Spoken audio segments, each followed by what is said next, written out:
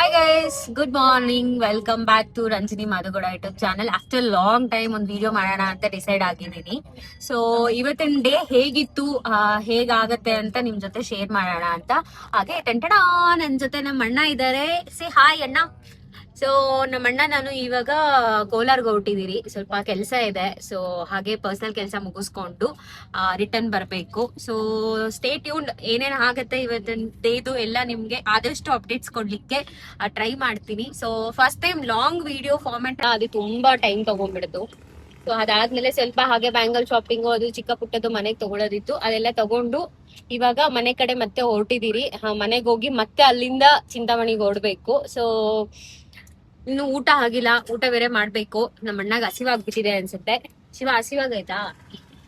ಊಟ ಮಾಡೋಣ ಅಂತ ಹೋದ್ರಿ ಗೈಸ್, ಬಟ್ ಆದ್ರೆ ಅಲ್ಲಿ ತುಂಬಾ ರಶ್ ಇತ್ತು, ಪ್ಲಸ್ ವೇಟಿಂಗ್ ಟೈಮ್ ಜಾಸ್ತಿ ಇದೆ ಅಂತಂದ್ರು. ಆಲ್ರೆಡಿ ಅಪ್ಪ ಮನೇಲಿ ವೆಯ್ಟ್ ಮಾಡ್ತಿದ್ದಾರೆ. ಹಾಗಾಗಿ ರಿಟರ್ನ್ ಮನೆಗೆ ಹೋಗಿ ಇಲ್ಲ ಆನ್ ದ ಏನಾದ್ರು ಜ್ಯೂಸ್ ಏನಾದ್ರು ಕುಡ್ಕೊಂಡು ಮನೆಗೆ ಹೋಗಿ ಅಲ್ಲಿಂದ ಮತ್ತೆ ಚಿಂತಾಮಣಿಗೆ ಹೊರಡ್ಬೇಕು. ಸೊ ನೋಡೋಣ. ಇನ್ನು ಮಧ್ಯಾಹ್ನ ಆಗಿದೆ, ಆಲ್ರೆಡಿ ತುಂಬಾ ಕೆಲಸ ಪೆಂಡಿಂಗ್ ಇದೆ.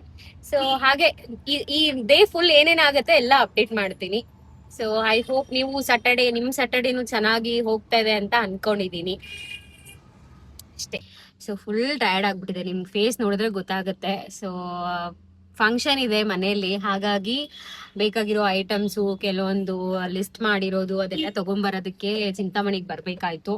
ಸೊ ಹಾಗೆ ಸ್ವಲ್ಪ ಮೆಹಂದಿ ಆರ್ಟಿಸ್ಟ್ದು ವಿಚಾರಿಸ್ಬೇಕಾಗಿತ್ತು. ಇನ್ ಸ್ವಲ್ಪ ಮೆಹಂದಿ ಹಾಕೋರು ಇರ್ತಾರೆ, ಸೊ ಅವ್ರದ್ದೆಲ್ಲ ವಿಚಾರಿಸ್ತಾ ಇದ್ರಿ.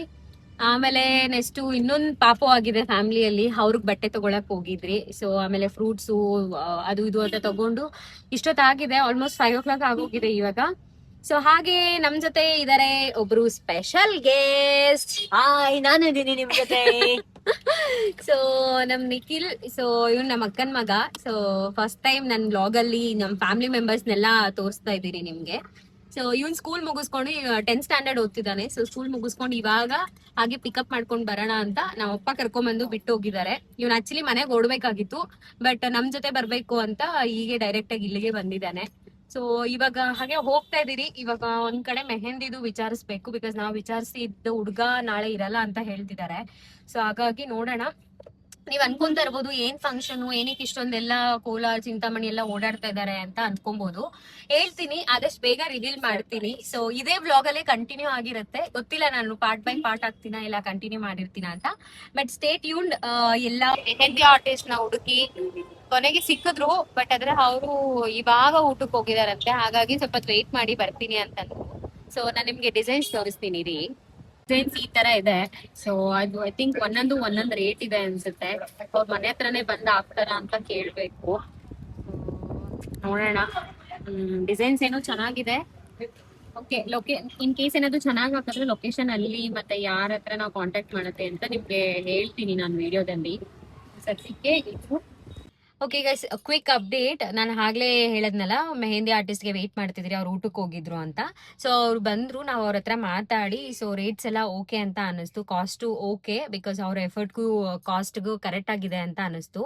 ಹಾಗಾಗಿ ಸೊ ಅವ್ರಿಗೆ ಆರ್ಡರ್ ಒಪ್ಪಿಸ್ಬಿಟ್ಟು ಅವರು ಲಕ್ಕಿಲಿ ಮನೆ ಹತ್ರನೇ ಬಂದು ಹಾಕ್ತೀನಿ ಅಂತ ಹೇಳಿದ್ರು. ಸೊ ಹಾಗಾಗಿ ನಮ್ಗೆ ಇನ್ನೂ ಬೆಟರ್ ಆಯ್ತು.